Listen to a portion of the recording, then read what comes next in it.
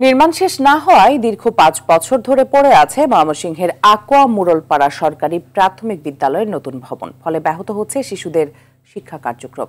ঝুঁকিপূর্ণ পুরনো ভবনে গাদাগাদি করে ক্লাস করতে হচ্ছে শিক্ষার্থীদের। অভিযোগ রয়েছে, মাদকসেবীদের নিরাপদ আখড়ায় পরিণত হয়েছে ভবনটি। এ বিষয়ে এখনও কোনো উদ্যোগ নেয়নি স্থানীয় প্রশাসন। ময়মনসিংহ থেকে মোজাম্মেল খোকনের পাঠানো তথ্যচিত্রে বিস্তারিত জানাচ্ছেন আব্দুল হামিদ। ময়মনসিংহের আকোয়া মোরলপাড়া সরকারি প্রাথমিক বিদ্যালয়ের দোতলা ভবনের নির্মাণ কাজ শুরু হয় ২০১৯ সালে। কাজ পায় আয়ান এন্টারপ্রাইজ নামের একটি ঠিকাদারি প্রতিষ্ঠান। ২০২০ সালে হঠাৎ কাজ বন্ধ করে পালিয়ে যায় তারা। ফলে ঝুঁকি নিয়েই গেল ৫ বছর ধরে পুরনো ভবনে ক্লাস করতে হচ্ছে শিশুদের। সুসজ্জিত ক্লাসরুম থাকা দরকার, সেখানে কিছুই নেই। বাচ্চাদের যে কারণে শ্রেণী কার্যক্রম ব্যাহত হচ্ছে। আর আমাদের যে অফিস রুমটা আছে সেখানে বসার মতো পর্যাপ্ত জায়গা নেই। শিক্ষার্থীরা যে ক্লাসে বসবে, ওদের এক বেঞ্চে ৪-৫ জন করে বসতে হয়। তারপর বৃষ্টির দিন ছাদ থেকে পানি পড়ে।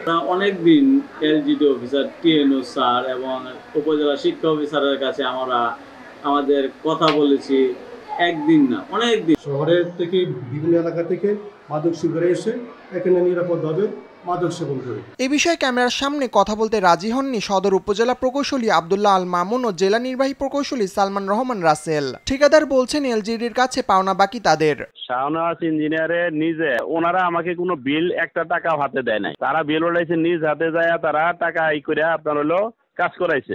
উপজেলা প্রশাসন বলছে অভিযুক্তদের আইনের আওতায় এনে এ বিষয়ে দ্রুত পদক্ষেপ গ্রহণ করা হবে। উপজেলা প্রকৌশল দপ্তর থেকে যেটা আমি ফাইলপত্র বিশ্লেষণ করে দেখতে পেয়েছি যে ওখানে যেহেতু সে পলাতক রয়েছে, সরকারি বিধিবিধান অমান্য করে তার উপর একটা জরিমানা আরোপ করা হয়েছে এবং এটা প্রকৌশল অধিদপ্তরের হেড অফিস থেকে এটা অনুমোদন পাওয়া হয়েছে। পরে কোনো বিষয় থাকলে আমি প্রয়োজনে আরও অ্যানালাইসিস করে দেখব যে কেন এতদিন কাজটা উদ্যোগ নেওয়া হয়নি। অরক্ষিত ভবনটি স্থানীয় মাদকসেবীদের নিরাপদ আস্তানায় পরিণত হয়েছে। দ্রুত ভবনটির নির্মাণ কাজ সম্পন্ন করার দাবি এলাকাবাসীর। আব্দুল হামিদ, RTV।